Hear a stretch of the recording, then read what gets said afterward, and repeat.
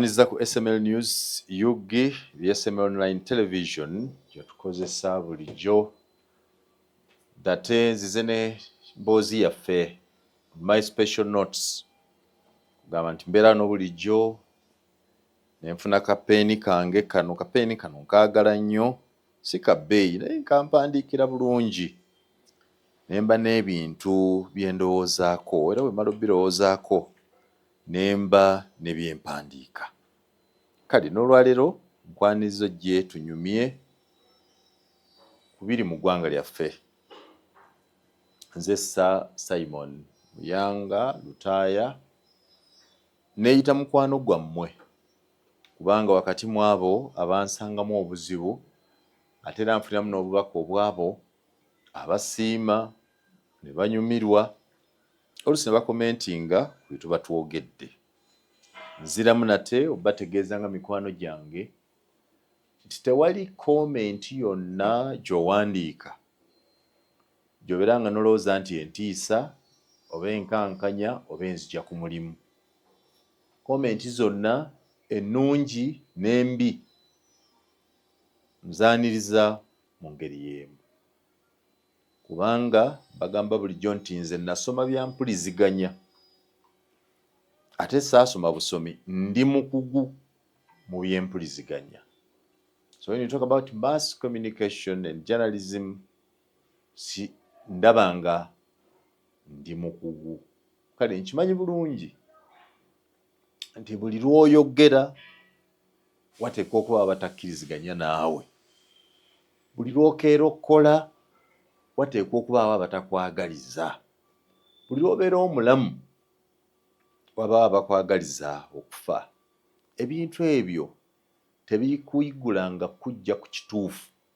Ekintu ekisinga obukulu mu bulamu bw'omuntu kyekyo ekiri munda mu mutima gwo, kubanga omutima gwo toyinza kugulimba. Era bw'oba olimboma nti ekyo nnimbye, gwo gumaga nti munnange nno tulimbye, oba okimanyi. Bw'oba okyawa oyinza n'okusekera omuntu n'omwanyiza n'omugwa ne mu kifuba, omutima gwo guga nti oyo nno gwe tugudde mu kifuba tomwagala. Bw'oba omwagala nga weeyisaako oli awo weebuuza atafaayo, era omutima guga nti lwakweyisaako naye ono tumwagala. Ne bw'olimba abantu nti oli binafusi, olina eziwera, muli mu mutima oba okimanyi nti ekituufu oli lukebe. The same thing happens with what we have. Tulina ebintu bye tulina mu mitima gyaffe nga byama, ng'okutuusa lw'olifa tolikyatula. Kikyo kyekifuula omutima ekintu eky'enjawulo, gutereka ebintu. Katonda yenna gye yatutondamu. Tuba n'abakyala benjetera okwagala okugerezaako. Embeera n'omukyala emyaka 10-15 n'okweyongerayo nga muli naye, ne mwawukana ku myaka 10-15 n'okweyongerayo, n'akugamba nti nkuwonye, nze nali nakoowa dda. Naye nga bulijjo muli mwenna museka, mulya, munywa, musula mu buliri bwe bumu. Oba bw'okwananga muk'omusajja n'ogenda okubeera naye naga nti nga nalwawo, nali nasubwa dda, kitegeeza nti bulijjo gy'ali omutima teguliiyo. Akakasa nti kino kyafunye gw'osinga. Ekyobusiru kye bakola amala okugaa nti yali yalwawo, olwo lwennyini bwe mwawukana ate n'adda mu maka ewabba. Kale omutima gwo kye kisinga obukulu. Ekyo ky'omanyi mu mutima, si abantu kye boogera, si abantu kye balowooza, si abantu kye baagala, naye ekyo ekiri mu mutima gwo. Bw'omalanga okumatiza omutima gwo nti ky'okoze kituufu, tambula nga tolina kutya, beerawo nga tolina kutya, kubeera bw'oba nga ky'okoze kikyamu, ebiva mu ekyo ky'okoze ekikyamu bidda gy'oli. Wano mu byobufuzi be basooka okuwandiikaawo nti simanyi ndiwo NRM, simanyi lwaki nayogedde ne Muhoozi. Oli yawandiika comment n'agamba nti it will end in tears. Yes, even when it ends in tears, those tears will not come from your eyes. The tears will come from my eyes. So the decision I made may have good or bad ramifications. They too will come to me, will be felt by me. The pain from them will be mine, not you. Therefore, oli free okuwandiika, no commentinga, no kwogera buli ky'oba oyagadde. The ultimate is that ekyo kye nzikiririzaamu kye ndowooza kye kibeera ekituufu. Katonda bw'akuwa obudde n'owangaala, waliwo ebintu bye tugenze tuzuula ng'oluusi omala nti kino nali ndowooza nti kiri bwe kiti, naye si bwe kiri. Kale njagadde ntandike naako okuteekateeka nti olemeranga nnyo ku kyokkiririzaamu. Waliwo abantu abagenze mu bufumbo nga bamuga nti kale laba ggwe kati oyo naye oyo akutwala wa? Mwana wange ne bawunzika ngwe baabuuza nti akutwala wa? Abatutte mu ssanyu, abatutte mu buwanguzi, abatutte mu kwesiima. Era waliwo abantu nga gwe bagamba oyina omukyala ng'abeewammwe tebamwagalirako ddala, naye ng'ate ggwe y'asinga okuwoomera, gw'osinga okwagala. Owulira nga mu mbeera zo n'emize gyo n'empisa ze ennungi n'embi yakusobola. Bwe kibanga bwe kityo onywereranga ku muntu oyo, kubanga bw'omunywererako ekiseera kituuka n'abaali bamugaya baga nti munnange nno twalowooza. Oluusi tebakyogera public naye mulimi tetwakisuubira. Never accept to compromise the values and decisions that you believe in. Abamu bayinza nti weeraga, nga yeeraga biri ewaffe eyo. Bw'ogenda ebusoga otya n'okutya. Oli ayinza okuyombera TV gy'oguze naga nti kale olaba leero baaguze TV omu akwalabika bajja atuleekaaniza obuleekaanizi olw'okuba ojja kutuninga TV amaloboozi gayite mpaka ewaabwe, omuntu ne kimubuza otulo. Gwe bw'owulira nti bulijjo obadde oyagala TV era nga levo kw'ogiseetingira eyo gye weetaaga okuwuliriza, do that. Kolanga ky'oyagala nga tofa nnyo ku bantu kye boogera, although bye boogera bifune. Kya buntu bulamu era kya muntu mugezi abantu bwe boogera ebirungi n'ebibi ku ggwe. It is for an intelligent man to reflect and meditate upon them. Birowoozeeko, bigaayegaayemu. Omutima era gga nti ono kyayogera kirimu amagezi, ono temuli. Omutima bwe gukugamba nti ono kyayogera temuli magezi, omuwa ne bwe gutayogera, emikono ne bwe gitakola. Move head high ku ekyo ky'okkirizaamu. Kale emboozi eno ngijje ku mubaka wa Parliament gwe bayita Yusuf Nsibambi. Sabbiiti katugenda mu yakusatu nga Nsibambi yatuli ku mimwa. Bwe twava mu kakuyege bwe tuti, emboozi eyaddako okukwata akati wano mu Uganda yali ya Bobi Wine kubula.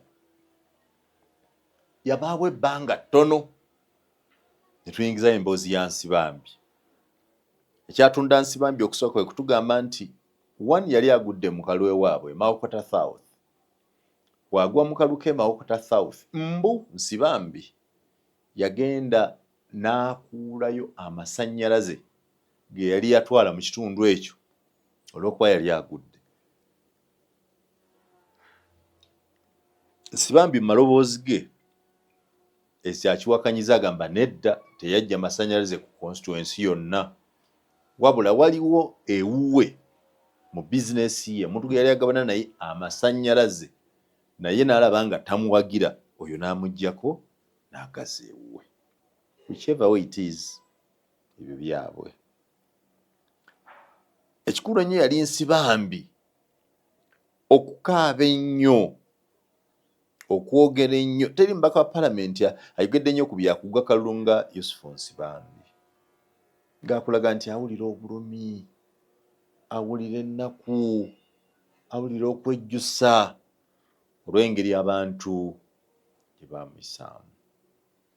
Kale nabuuza Nsibambi juuzi nga nti gwe ng'omusajja omuyivu, kuba muyivu, musajja mugundiivu, bwe wali ogenda mu kalulu walowoozaako kubanga mu kalulu mulimu okugwa oba okuwangula? It's just in any election held anywhere, you either win or you lose. You must expect the two. Just like as life escorts death, when you live, have time. Abamu bagamba olowooza nnyo kufa. Ntera obyogera ewaka ewange eyo, ntera okugamba abaana bange baba nti ekintu kino kyenzikiririzaamu era abaana bange ne bwe ndifa mukirespectinganga. Daddy naawe, daddy yogera nnyo ku kufa, daddy naawe ebintu ebyo, daddy bakulaga nti baagala biwulira, but deep inside their heart they know, and I also assure them that one day, one time, I will die. Era mu nnyimba zaffe ze tuyimba ez'ekikristaayo mulimu oluyimba olutera okunnyumira ennyo. Sijja luyimba lwonna kubanga temulina budde, naye nja kuyimbako verse emu. Oluyimba olwo mukwano gwange ali ludda wa tegutera okuyimba, naye kale nja kuyimba nzekka, mugiyita solo.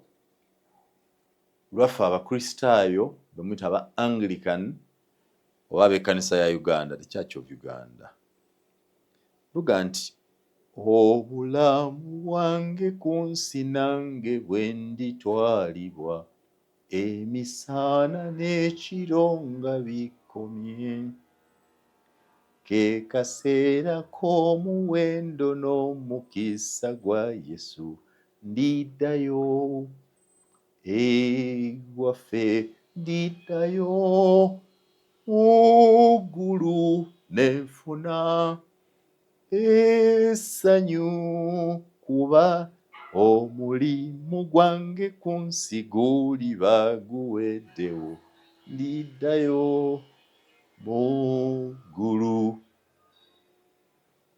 Akayimba ako nkaagala nnyo era nkagamba abaana bange timukayimbanga nga mumperekera. Amawea nti olunaku lumu emirimu gyange ku nsi giriba giwedde. Njagala saagala, there will be a day, and I expect the day. I may not be expecting it with happiness, but surely that day will come. So n'akalulu bw'oba okagenda mu lwakwati kifuna budde, you have to prepare your mind with the probability that I may win this election, and when I win this, this will happen. When I lose this election, this will happen. Mu America, abeesimbawo ku bwa president babatendeka okuteekateeka speech za mirundi ebiri. One is called a victory speech. Another one is how do they call it? Not a defeat. It's a conceding defeat. The speech you concede. There is a common name. Chinvudde mu bwongo. You must have both speeches, a victory speech and a speech ey'okubanga ogudde. Era zonna zibeera ready kasita omala okumanya nti bampangudde ng'olonda nti twateekateeka nti bwe ndigwa eno ye speech eba written, and is written, is edited, ekoleddwako ey'obuwanguzi victory speech nayo ebaawo. So Nsibambi musajja omuyivu akakasa nti ye teyalowooza nti asobola okugwa ebyo bibiri naye yagwa. Njagala kuzzaayo ku mutima gwo. Omutima gwo kyekyobugagga ekisinga ky'olina mu nsi. In fact ne bw'oba oli muzibe ng'amaaso tegalaba ate gwo omutima gulaba era obeera wali ng'ozibiridde naye nga muli olina ky'olaba. The mind will bring you pictures of what you have never seen. So you imagine and create pictures in your head with your brain, but still omutima guyinza okusenga nti nga naye Mukama abalala yabakola abalala akinze ti. In your heart you keep speaking. You must learn to be a friend of your heart. You must learn to listen to your heart. You must learn to respect and sometimes give in to what your heart tells you. So Nsibambi teyamanya ng'anaagwa agedde ebigambo bingi namumuwulidde era omutima gwe tegunnamugamba nti ng'oyogedde nnyo. Nze nadde muganiga nti ng'olaajanye nnyo, toli bubi, olina ssente, si musajja mugagga. Toyinza kuba na yiika 10 mu ttaka lya ttaka, yiika 10 ez'ettaka mu kibuga akati mu Kampala n'oba mwavu, obulumi nga bungi.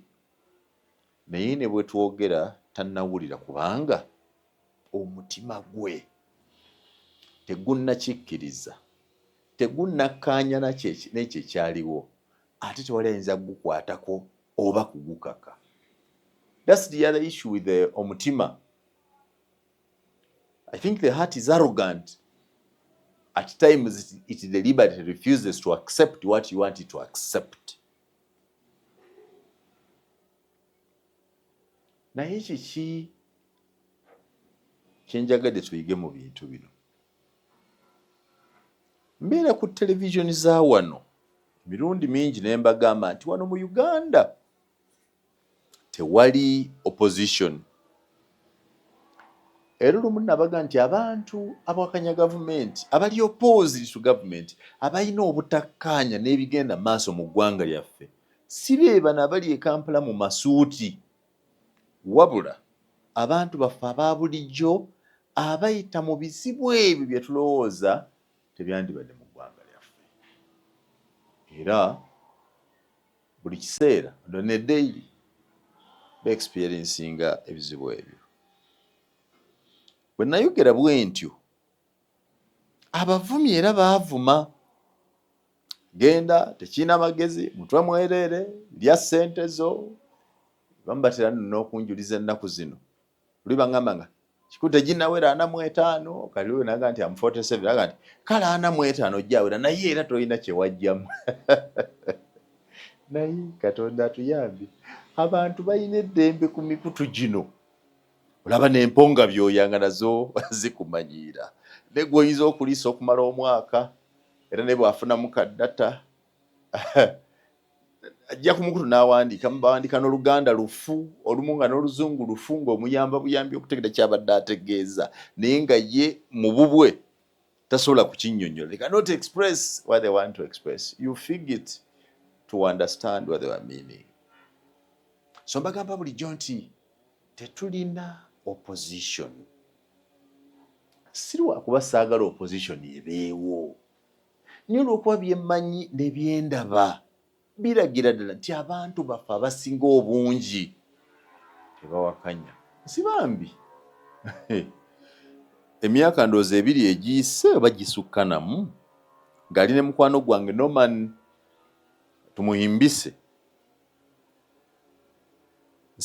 Dr. Besi yamwogera naga nti oyo ye namuta namufuula Kanoonya, yamutuuma erinnya eryo Kanoonya. Dr. Besi natunyola nti ekyamutuumya erinnya eryo erya Kanoonya mbu yamumanyanga muntu wa kwewaayo, nga nti oyo kati namuta kimanyi nti essaawa yonna yeewaayo. Era n'atugaa nti ne bwe mba muwandiikira message oba nga ye yampandikira nga nti nze Yusufu Nsibambiwo kanoonya. Dr. Besigye ku basajja wano abagezi abalina intelligence nti kasita weesulika akutegeera era ogenda okuvaayo okulaga nti weesulika nga yakutegeera dda. So bwe tugaa nti Uganda terina opposition nga Mwami Nsibambi bulijjo ye vice president wa imagine deputy president wa FDC ebbanga lino lyonna abadde atuula mu nkiiko zonna ez'ekibiina naddala ziri ez'oku ntikko eziteesa ne zisalawo kiki ekiddako, naye nga bulijjo omutima gubadde guli mu NRM. Kubanga ebigambo bya Nsibambi n'ebikolwa bye tebiraga nti ye muntu ekitugwe kyagwiridde, kiraga nti enkolagana ye n'ekyo kyatuuseeko kizimbiddwa okumala ebbanga. Si bwe kiri? Naawe weetegereze, si kintu kipya. Olaga nti n'ekimu kiva mu bigambo bye. Ffe tugaa nti Kamwako ye mujulizi kize nafuka ku oyo nze natulugunya oyo Mukama gwe yafukako amafuta ku mutwe. Aga nti mwe mulaba kati ebya Museveni bulijjo tusisinkana tuli mu struggle bassebo ne bannyabo kyemugaa nti mulwanirira. Twalonda ennaku z'omwezi 15 January omwaka guno 15. Ebigambo bino bibayitako ne bibayita ku mutwe ne mudda kufa ababuulira amazima gwe muvuma. Twalonda ennaku z'omwezi 15 January 2026. Yusufu Nsibambi nga yesimbye ku kadi ya FDC ekibiina eky'opposition era omu ku bali mu struggle yasisinkana president ng'ennaku z'omwezi 3. I am taking him by his own mouth. He said, no, I met the president on 3rd of January. Yasisinkana president ng'ennaku z'omwezi 3 ng'ebula ennaku 12 akalu k'obwa president kabeewo. Olowooza ku olwo bwe basinkana nga 3 ono ali mu struggle erwanyisa oli gwe bayita dictator, baayogera ku ki? What did they talk about? On 3rd, 12 days to the general election, a candidate in the parliamentary race in the opposition meets with a candidate in the presidential race of the ruling party. And by his own admission, they met. Baayogera ku ki? Baayogera ku Nsibambi kukakasa Museveni nti nkulwanyisa oyagala toyagala ku luno ogenda.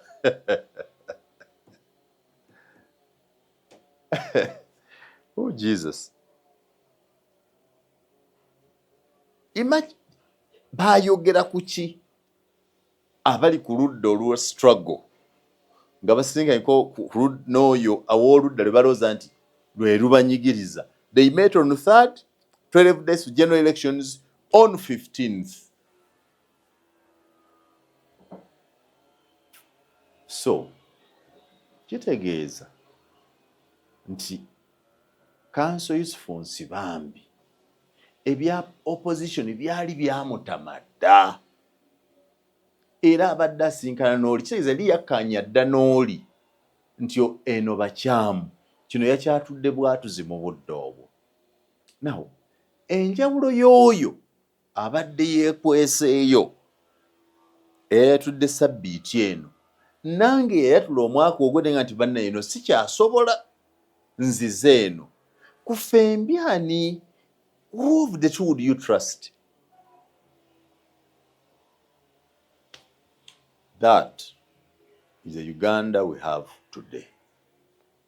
kyenva nabasaba nti Mukama yandituyambye abantu bonna ab'omulembe guno abaga nti b'opposition nga bakosa bukuusa yandisoose nattu omulembe guno gwonna n'agusa ne guggwawo n'ateekateeka abantu abapya abalina ensa. Si Nsibambi yekka, I'm just using Nsibambi nenjagala babuulira bassebo ne bannyabo gye tubeera gye tusiiba abantu bangi bannabyafuzi okuva e Masaka abwakanyamwami Museveni nga bwe bakyogera abasinkana Pulezidenti Yoweri Kaguta Museveni. Era abantu bangi kubali ku ludda oluvuganya gavumenti bamanya musobola boogera nga n'ensimbi ze baakozeseza abamu baagudde abalala ne bawangula zaabadde ziva mu gavumenti.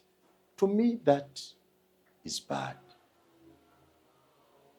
Ali ne gavumenti ayogere nti ndi ne gavumenti nga kyategeeza. Ataliiyo agambe nti siriiyo abantu bamanye.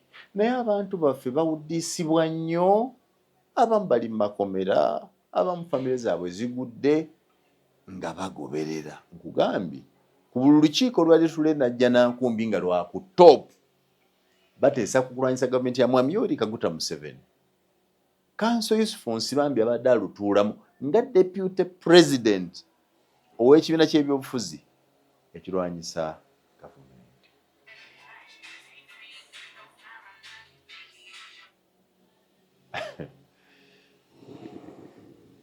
Sinenya Nsibambi, munenya kulwawo, yandibadde yagenda dda ne mu kalulu kano yandibadde yasimbyewo ku kaadi ya NRM n'alekera aba FDC omukisa okulaba ng'ekifo kye bakiteekamu omuntu ddala yogera nga FDC bw'ajogera emisana n'ekiro gy'alimu. Nevertheless, eby'opposition byawano n'enkola yaayo ndibyogerera, naye mbagamba bulijjo era nkiddamu without any regret nti Uganda terina opposition. Wano wali bantu bavuganya gavumenti, wano waliwo bantu batakkaanya nazimu ku mbeera. Tulina abantu abatakkaanya na school fees bwe ziri mu masomero kuba zirinnye. Muwala wange yakayingira nasale, just nasale, ayingidde baby class ne bansaba $1.5 ekyo sikkaanya nakyo ne bwe mbawa NRM kubanga mmala nembuza nti kale nze muyange $1.5 ngisobola. Naye abantu bewaffe eri abalima season ey'ebirime, season nemala emyezi 3 n'atunda ebirime bye mwezi ogwokuna ng'amagoba gafunyeeko ga $3,000. Kitegeeza mu season 3 omwaka ate nga ziri 2 eziri common afuna $60,000. Alisomesa ddi omwana we mu nasale ey'omutindo ng'ogwange mwendi. Kati nno nze okutolera omwana akakadde akamu n'ekitundu mu nasale wano ku St. Anthony oliyanga nti muyange okaabya kajanja mu kitundu mbu waliwo amasomero mu Kampala muno nasale ya $3,000,000. Waliwo ne mukwano gwange eyatodde $5,000,000 omwana okuyingira. Kuliko transport, kuliko requirements, kuliko school fees, kuliko tuition, kuliko simanyi top up fees. Bwe mmala okutola school fees ate top up fees baza $5 million. Kati ebyo binnuma era nange wekituuka ku kya school fees mba ku opposition. Bwe ngenda mu ddwaliro nensanga nti tewali oxygen ne nnoonya omusaayi mu ddwaliro nga teguliimu, nange mbeera ku opposition.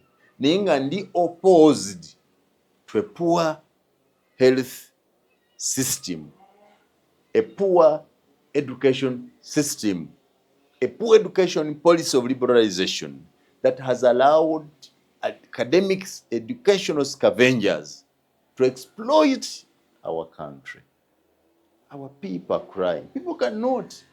Naffe abayina oyagala oyambe kukuba no ku kyalo olabe ng'olina abaana bojja ku kyalo bajje basome nga mwana wa nasale we mu kitundu. How many will I be able to help? And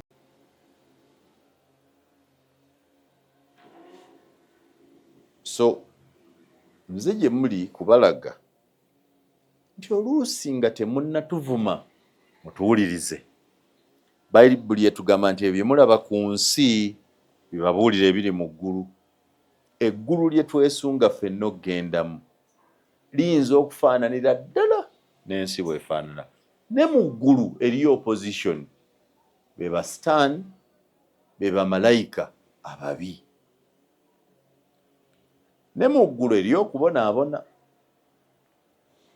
Era waliyo abanyiza Katonda n'abasindika ku nsi.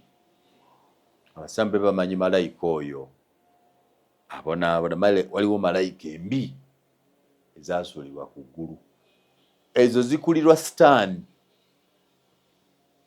Sitaani ye leader of opposition ate ye party president owaabo abawakanya Katonda. Ne Katonda gyali nga party president ow'ekibiina kye ky'abamukkiririzaamu alina n'omumyuka. Omumyuka ye Yesu Kristo. Chief Operations Officer waabwe ye Mwoyo Mutukuvu. So there is opposition here and there is opposition up. You just cannot have sleepless nights simply because there is opposition. Njagala kwebaza ow'ekitiibwa, kale sijja muwa nnyo kitiibwa naye kale mukwano gwange Joel Ssennyonyi, kubanga nabadde mpima amagezi g'abannabyabufuzi baffe nga ngapimira ku bigambo byayogedde nga nsibambi alangiridde ti yeesoze enaale. Bwe najja kuwa abakulembeze basatu. Kansogere Joel Ssennyonyi. Joel Ssennyonyi, despite enjogera ye, he's arrogant and he's a proud man. Despite that, nti ayogera ne babagayita malala, arrogance, pride, which is okay. He must be proud of what he has achieved because he never expected that. Why should I not be proud if I am better than you? Why should I not be proud if I'm better than some 40 million Ugandans by status in the economy, by status in education, by status in political placement? Joel Ssennyonyi, Parliament yagambye bw'ati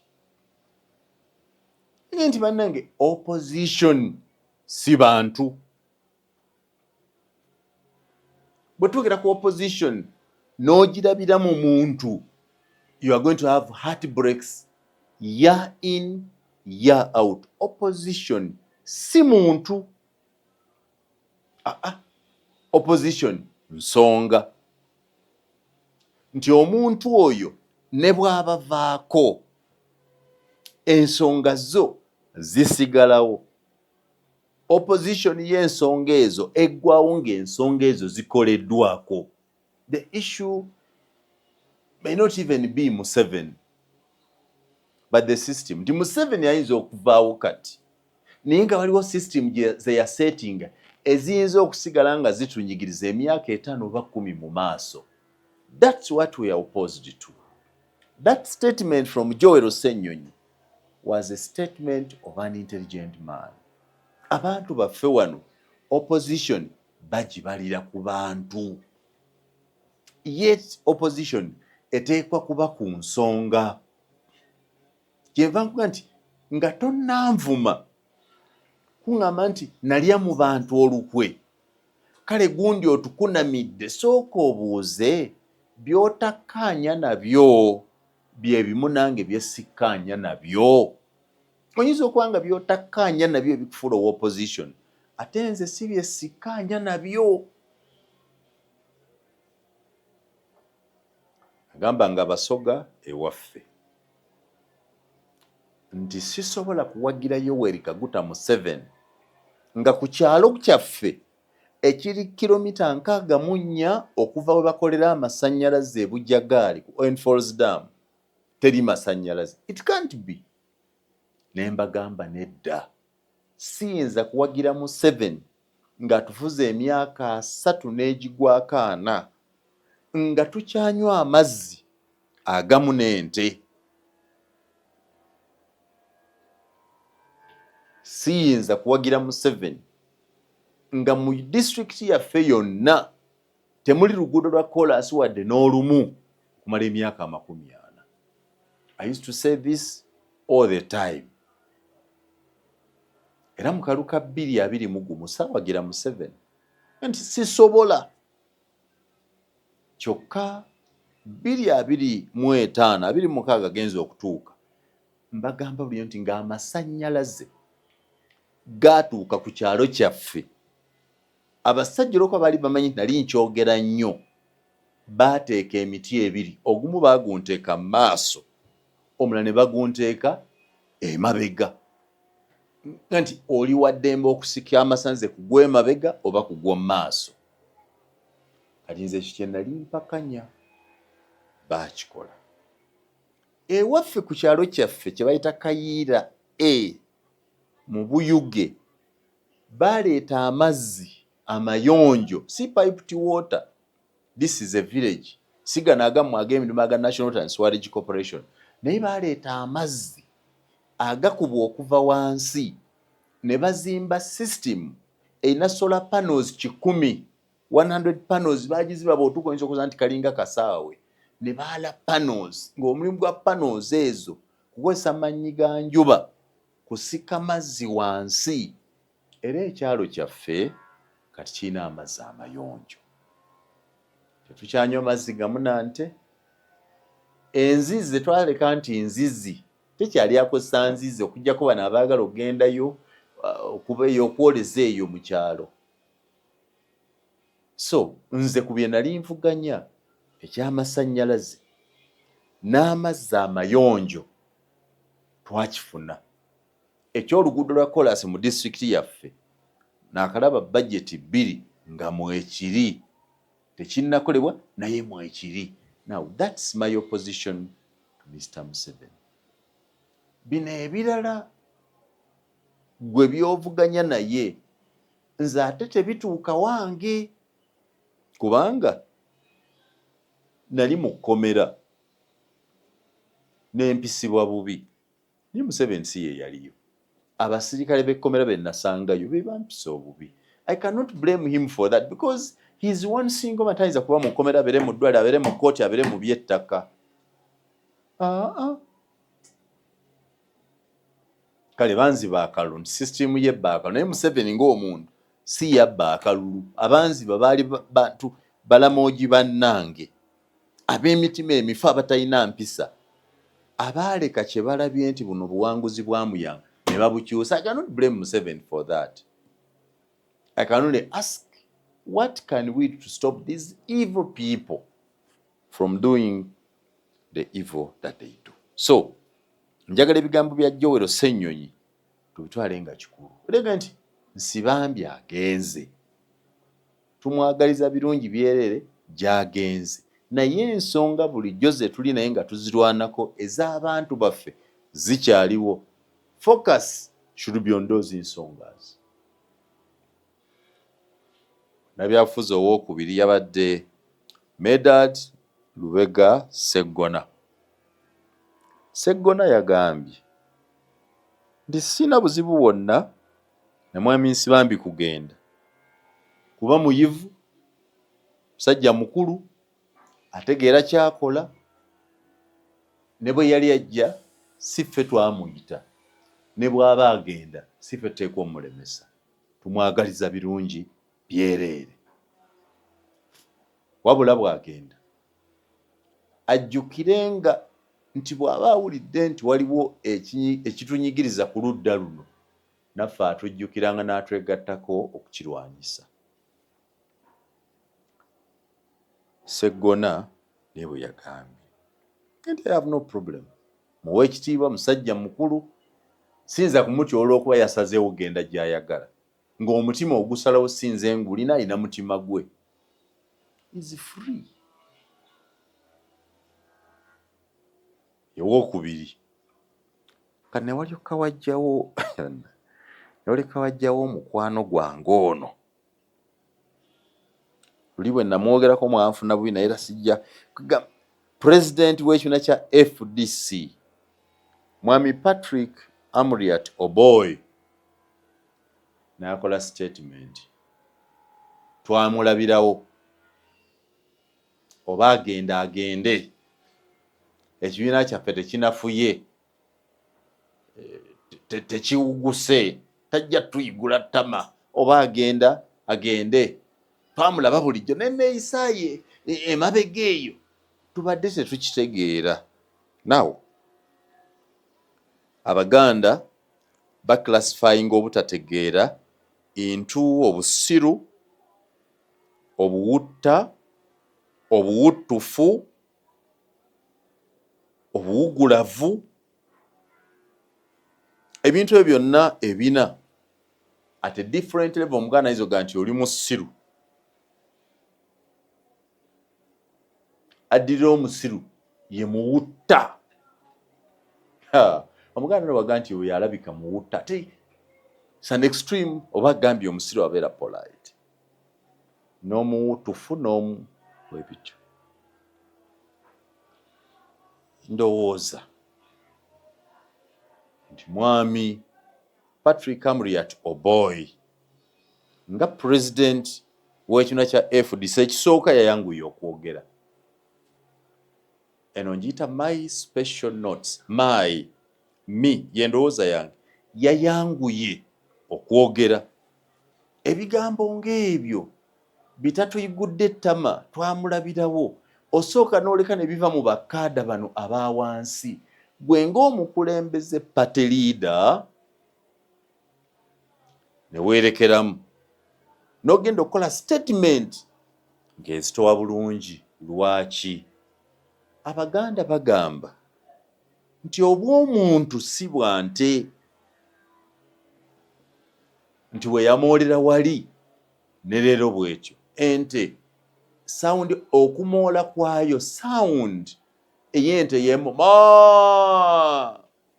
leero n'enkya. Naye omuntu waali leero enkya si bw'ali.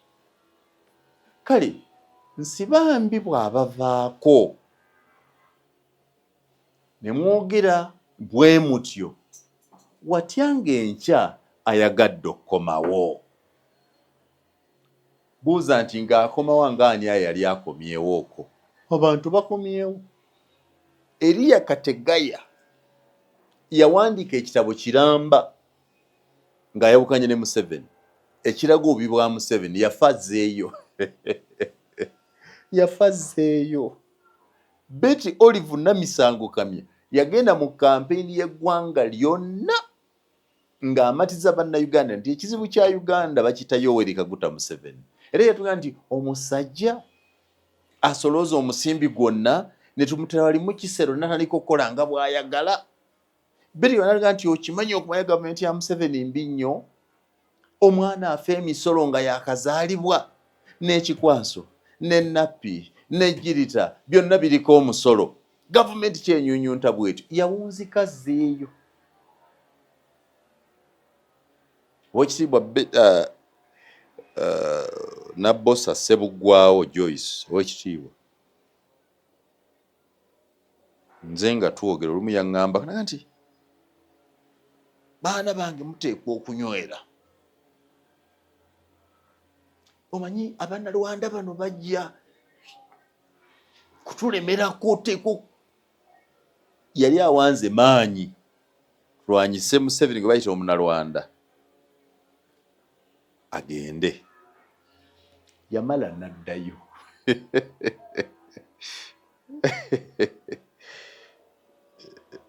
N'abalala manyi lwaki baddayo? Katonda yawa Museveni ekirabo ky'okusirika nga bw'agamba. Abantu bano boogera ebintu ebyo byonna ebikambwe byonna ebyogi bwe bityo. Museveni n'ataba na kyayanukula. Bagenda okwesanga nga gwe boogerako ate mulungi okusinga be bali nabo. That's why they have been able to go back. So n'ensi bambi ayinza okugenda mu NRM nga tamanyi kiriyo, n'emwokya n'ayagala okudda mu FDC nga mwamala omutyoboola, talina makulu, tabadde na value, twamulabirawo, tumuwonye. Ebigambo ebyo tebyogerwa bantu balina magezi. Ne mu bufumbo ffe eri ewaffe abakazi b'ewaffe e Busoga Bulamogi balina nnyo ekivumo kya oli musajja muuki naawe mbadde nkuyamba na buyambi n'akantu kaakakwewanya kalinga kajiiko bwe kati bwe wayita emyezi egi n'akuba essimu wabula mukyawa bannammwe myezi 3 omuntu wadde n'akasimu olwomanya dda ati munnange wandeka bikya era singa wali onjagala wandibadde wannoonya munnange mukyala nkwawe olina okulanga azzeeyo weyaga nti kalinga akajiiko nyamba buyambi ng'akomyewo obw'omuntu si bwante nti we yamwolera leero nenkya wamwolera. You must leave room for those who want to return, and that is demonstrated in the comments and reactions you make. So I was not happy with Wekitiibwa Amuriat Oboi ne FDC nga pate ejalumbyemu Sibambi. Ku levo ye mwabadde n'ebyokukola bibiri, okusirika oba okukoppa statement ya Joel Ssennyonyi. Abantu sigalamu nga nti ekyo tekibamalaamu maanyi kubanga omuntu si opposition. Ebizibu byaffe ye opposition. FDC kibiina kyange kiteekwa okufuna obudde okwerowoozaako kubanga bw'obanga buli kiseera ofiirwa abaana n'ofiirwa maama Mabira n'agenda mu FDC, n'ofiirwa Betty Kamya n'agenda yaliwo FDC, n'ofiirwa Anita Among n'agenda yaliwo FDC, n'ofiirwa Thomas Tayebwa n'agenda yaliwo FDC, n'ofiirwa Joyce Nabbosa Ssebuggwawo n'agenda yaliwo FDC, n'ofiirwa Betty Kamya mwogedde, n'ofiirwa Joyce Nabbosa Ssebuggwawo naye n'agenda.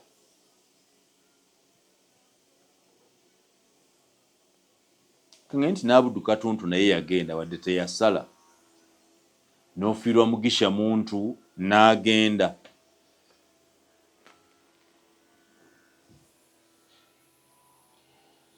Kale nange kambale ndowooza nange nange kambale nali wa muzinzi. N'ofiirwa Simon Muyanga Lutaya n'agenda, n'ofiirwa Elias Lukwago n'agenda, n'ofiirwa Ssemujju Nganda n'agenda, n'ofiirwa Salamu Musumba n'agenda, n'osigala nga weefuula nti olina kyokoseddwa, nothing will weaken your party. You must have a mental problem. Maybe mental is even polite. You must have a psychiatric problem. Something wrong, something fundamentally wrong. Obudde buno si bwa FDC ganti twamuwonye yagenze. Obudde buno bwa FDC kwerowooza to reflect on what is it that is making this place uncomfortable for everybody. Abamu bwe bagenze, abali mu struggle bendooza abawakanyiza ddala Museveni bwe bagenze era basibagadde bali ku ludda oluvuganya gavumenti nga ono gwe baakalonda MP gwe baakalonda Iganga Abedina Samudyobole yali munnamateeka waffe mu FDC looya eyatuwanga stamp buli agenda okwesimbawo. Bwe yavudde mu FDC yagenze mu NUP nayinza nti akyagoberera mulamwa. But what is it that when your people leave, they go directed to the very person you've been preaching as your tormentor? You cannot just celebrate the exit. You must reflect on yourself and examine what is wrong within. For this, I can never imagine. Nti nyinza ogenda Najjanankumbi n'essangayo Harold Kaija. Harold Kaija nga yava mu FDC, Francis Mwijuke nga tali mu FDC. Ntya butya okwatula nti retired Colonel Dr. Warren Kizza Besigye Kifeefe nga tali mu FDC, and you think all is well. The Kategaya has left, the Amanya Mshega has left, and you still think you are comfortable and doing right? No, there is a psychiatric problem beyond the mental. How? So you tell us that we should treat Nsibambi's exit as merely a light one. No, it cannot be. Mr. President, my party president, Mr. Muriato Boy, my friend, there is something fundamentally wrong with your house, that you must not be the first to speak lightly about, lightly so and cynically about the exit of Nsibambi, but take time to reflect on why this mass exodus of your people. Is it an ideological problem that they have deferred in ideology? Is it a leadership problem that they do not agree with either the leaders or the leadership style? Because the two are different. Or they no longer see direction in what you define as a struggle. If not, they are convinced that there is actually no struggle that you are leading them to.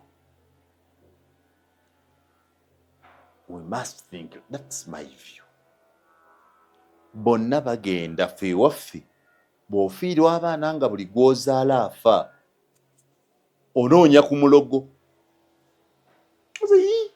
Ani andoga? Obuuza ku bajjajja ndabanga Lubaale si musanyufu. Obuuza ku mizimu, okebera ku bigali tewabanga waliwo ekyakyukamu. Bw'oba munnaddiini obuuza Katonda beyond okusaba Katonda n'ogenda mu kusiiba. Real fast to find out the problem. The FDC must take a step. Okusiiba, okusaba, oba okebera mu bigali, oba okubuuza Lubaale kiki ekiri mu nnyumba kibazeewo abaana. But overall, nga bannayuganda, overall, ng'oludda oluvuganya gavumenti, tuteekwa naffe okwebuuza kiki ddala ekinafuya abantu baffe be tulowooza nti kubanga Muyanga was right yali wa wansi. Nsibambi ffe batulangira bwavu, tolina ssente, oyagala kulya, simanyi olina amabanja. Mpulira nnyo wano embuzi nga ziga nti nina amabanja. Nina bbanja ki? Mabanja g'obululu gaggwa. Gaggwa. Tolina kunga nti kati ngende Museveni ansasulira amabanja ga kooti agaggwa edda. Gaggwa. Bank loan.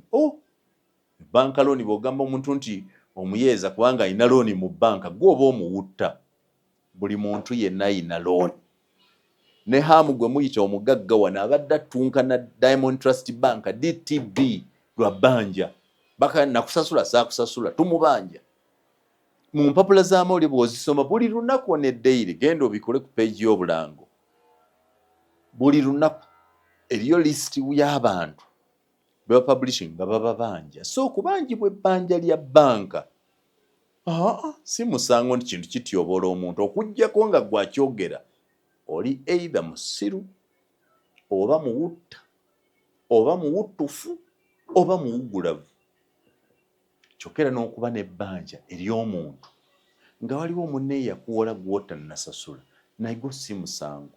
Ekikulu kibeera oli willing okusasula ensimbi z'omuntu oyo. Bassebo ne bannyabo, njagala kuddamu kubagumya nti nze sinnagamba muntu atannategeera nti jangu mu NRM kubanga byovuganya si byenvuganya, byowakanya si byempakanya. Gwe bw'obanga wooli byowakanya ebitakusanyusa olaba nga wooli bisobola okukolebwako, beeraawo. Abalowooza nti bye banoonya ng'abantu oba bye banoonya nga community oba bye tunoonya ng'eggwanga we bali si we biri, nga bamanyi bwe bayinza okubijja babeere n'eddembe n'ebbeetu ogendawo kugyawo ebintu ebyo. Njagala kumaliriza n'ensibambi. Sikkiriziganya na bannabyabufuzi bonna abavudde mu bibiina bye babaddemu ne babivumirira. Njaba nga kikolwa kya bugwagwa, kikolwa kya bukopi, kikolwa kya butafumiintiriza. Ndowooza nti bw'oba ova mu kibiina ovudde mu NUP, ovudde mu FDC, ovudde mu DP ng'ogenda, genda mirembe. Kibi nnyo okukasuka ebigambo ebijja ovudde.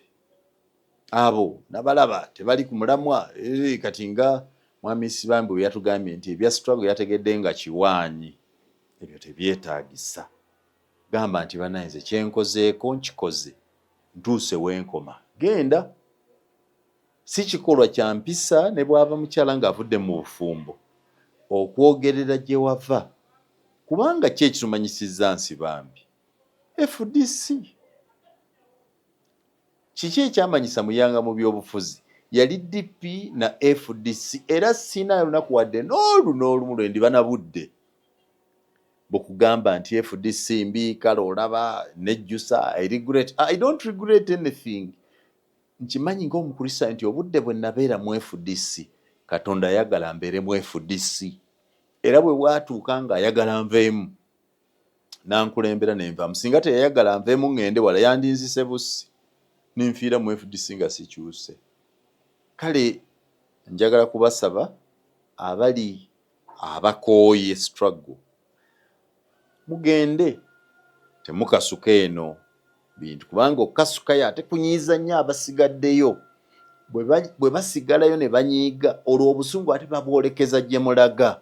Kati bwe babwolekeza gye mulaga kwega nti opposition, gavumenti abagikiyonyonya bangi kubanga balina obusungu obwo. It is as simple as saying, I have done my part. I have come to the end of my part. I no longer feel that my ideological orientation matches with my political grouping. I feel that somewhere else I can do better. Bye-bye. Fare thee well to those. Mbagaliza byemunjagaliza. Nze Sir Simon Muyanga Lutaya.